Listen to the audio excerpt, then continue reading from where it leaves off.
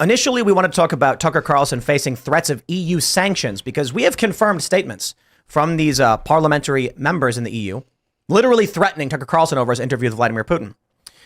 But then I realized the gravity of some of these tweets. You've got this tweet from Juanita Broderick with 12,000 retweets, 31,000 likes, and 3.8 million views, followed by a quote tweet from Cat Turd with 1.7 million views and 15,000 retweets. Juanita Broderick says this POS dictator Zelensky has put Tucker Carlson on a kill list for interviewing Putin. Biden has helped him with your tax dollars. This is incorrect. Okay. Cat Turd says this should disqualify this corrupt POS from getting another dime from our country. Now, the challenge here is it's a massively viral story that is half wrong, half right. No Ukrainian government official, according to the fact check, has placed Tucker Carlson on this list. In fact, this website has had Tucker Carlson on the list going back to August. So he wasn't just placed on it, and it wasn't because of the interview with Vladimir Putin. Now, to be fair, Juanita Broderick did not say because, or actually, no, she literally did say for interviewing Putin. It appears that there is another entry placed because of following this interview with Putin. Now, it's not a kill list. It's a propaganda directory of some sort, a resource for pro-Ukraine individuals. And the reason why I say it's kind of half true is the fact checkers are trying to claim it's not a kill list. It's literally not, but it kind of is. You know what I mean? If you're a high profile individual and you appear on this list, they are basically saying to anybody who might have access to you, you are a bad person who is working against them. And of course, it has been reported that many people who do appear on the list have been killed. You know, and I don't know how many or what the ratio is, but I do certainly think it was important to start with this because it's gone a little bit crazy on social media. That being said, I want to highlight something that, I thought I had this pulled up, but now it's gone. Totally lost. Come on, Ian, with your cans. And It's taking a sip for that one. Absolutely. Yeah. What happened to this story that we had pulled? It's just gone. It's literally gone. So you've got NBC News. Oh, perhaps it's right here. We got it. There we go. NBC News. Last March, Iowa police investigated a bomb threat targeting a junior high school. They determined that the threat was a hoax, but a detective from the police department had a theory about its possible inspiration, the Libs of TikTok account. Here's why I want to put these stories together. Okay. Tucker Carlson has been on a list since August. He has another entry added to the list. It appears, I could be wrong, it could be the same. It looks different. Following his interview with Vladimir Putin, he certainly is under a heightened security threat. He's probably getting death threats. These fact checkers on the community notes say it's not a kill list. It's not a kill list.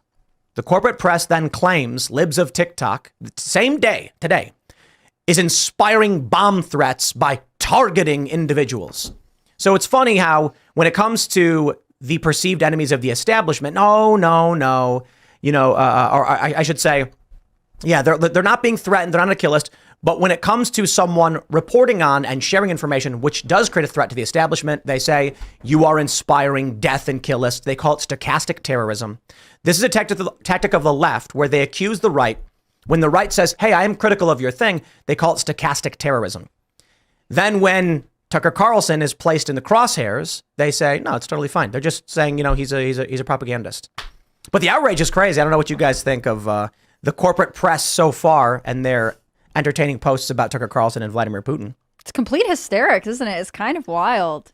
It's these confusing articles that come out where they're saying Tucker Carlson says he's the only one who's tried to interview him. And you'll get a quote from an AP reporter being like, does he really think he's the only one who wants to talk to Putin? And at the same time, they're sort of condemning him for talking to Putin. You have to say, what do you guys want? Did you guys want to have the exclusive, or are you mad that he's doing this? Well, how about this? Any country that we have given hundreds of billions of dollars to, I don't think we should be in a debate over the semantics of whether or not it's a kill list or it's some, government hit list. And it happens to be that Americans who have ended up on that list have been basically killed by the Ukrainian government. And I think people don't understand the lengths to which the regime has gone to cover up what is going on in Ukraine. And I think why you're seeing these crazy numbers, in some ways, I think it's sort of the Streisand effect, as cliche as that may sound. But look, they don't want Tucker Carlson to interview Putin. I would say look no further than the fact that it was less than a week after Russia invaded Ukraine back in February that the Pentagon, again, they never publicly announced it, but I believe it was the Intercept through FOIA,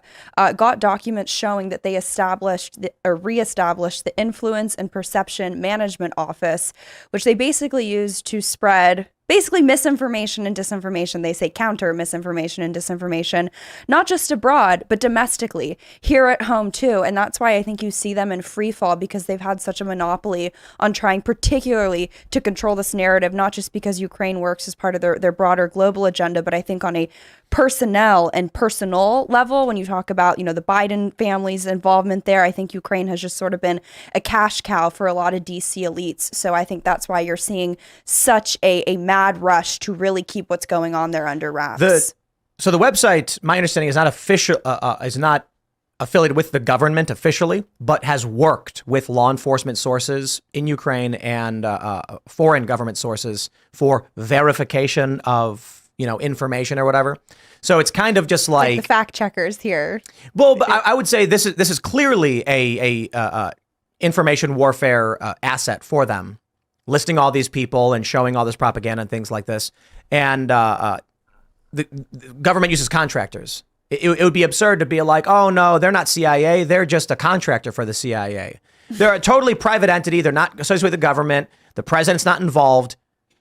They just sometimes coordinate. You know what I mean? And we pay their bills on occasion. But have there been American citizens who are on this list and killed?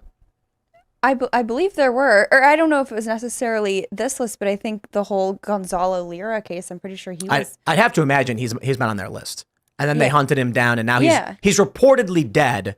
My point is, we shouldn't even be in a space where there's gray area about whether or not it's like a kill. Regardless, or if Americans are dead or alive, like for a country that we have given so much money to. But it's not a government website, so But I think it more or less. I think that's like saying the fact-checking organizations here in the United States that have been set up as sort of outfits of federally funded institutions, or they're receiving federal funds. It's like, well, I guess they're technically not, but I think that's precisely the point. They like to be able to play that kind of shell game. Right. Say, oh, well, it's technically not the government, but by all intents and purposes, it is. It is acting in the interest of the government and probably has some kind of, intermediary. That's fascism. It's fascism, man. It's why it's so hard to combat, because you can't really see it a lot of times, especially in the age of corporatism. I just love how they're like, it's not a kill list. This is okay. Just some people on it have been killed. There is a difference, but there is a difference. That's true. But it's kind of like, they're putting crosshairs over Tucker I think Carlson. we should be this specific if we're going to go line by line on whether it's a kill list or like a target list. How about we audit all the billions that we have sent to Ukraine with that same level of a fine-tooth comb? But these people don't actually care about semantics. They don't know where that money went. Exactly. They're never going to audit it. Yeah. No, for real. Like, wasn't it reported like half the money? No, they actually do not know where it gone. is. It's just gone. Oh, and the best part too, speaking of how the mainstream media has continuously run cover on this narrative, I believe it was back in October of last year. It was not leaked, but they were talking with Politico from the Biden White House, saying that the new narrative that they wanted on the Ukraine war was that our aid packages over there were actually a boon to the United States economy. It was great for the manufacturing base. It was great for jobs, just the most bogus BS narrative you've ever heard. But a month, 2 months later, you can look back at some of the stories. All these media outlets started running with this narrative, basically saying, oh, Ukraine contracts. Oh, it's great for, it's great for the defense contractors. Yeah, I guess it's great for the Beltway. But this was even down to like local newspapers and like affiliate stations pumping this very fake narrative that was disseminating directly from the White House. If you traced it from what they were saying in Politico all the way to these newspapers. So they've obviously have been working overtime to really create this. And I think too, it's really interesting. There's this entity in DC called the U.S. Ukraine Business Council. It's sort of like a lobbying group. But again, they play a little bit of semantics where they say we're not registered foreign lobbyists, but they're hosting meetings all the time with defense contractors. But they have sitting members of Congress, including Democratic Representative Marcy Kaptur, listed as one of their strategic advisors. So there really is this, I think, maybe like Chinese door is, that's the wrong country, sort of a good way to put it.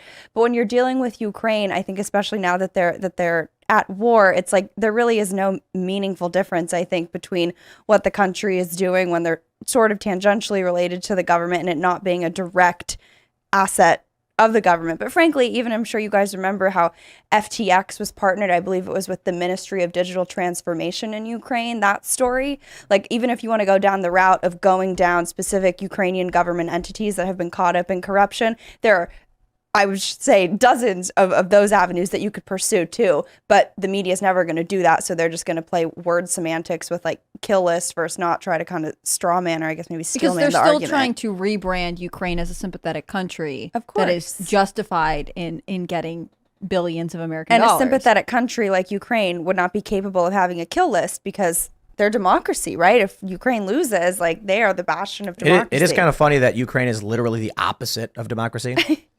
Yeah. They'll just kill you if you're in the way.